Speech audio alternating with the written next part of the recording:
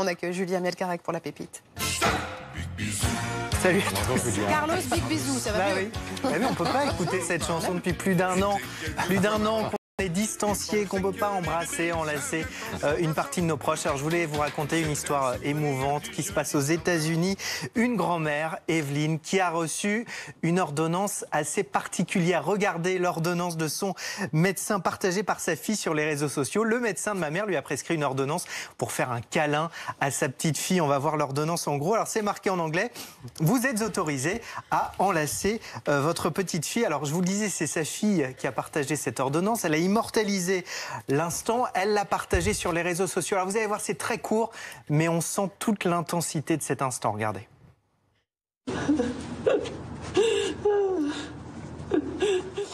Heureusement que c'est pas plus long parce qu'on va tous pleurer. Exactement.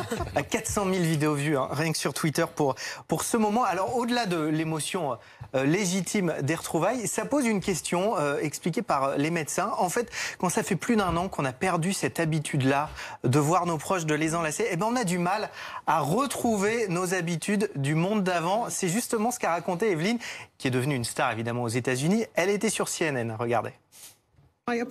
J'étais incapable de la laisser entrer dans l'appartement, même si j'avais eu mes doses de vaccin, parce que j'étais enfermée, j'étais prisonnière de ce monde sous Covid. Et avoir cette ordonnance de mon médecin m'a donné le courage de le faire. On était là, dans mon appartement, se prenant simplement dans les bras et pleurer. Just hugging and crying. For the first time in a year.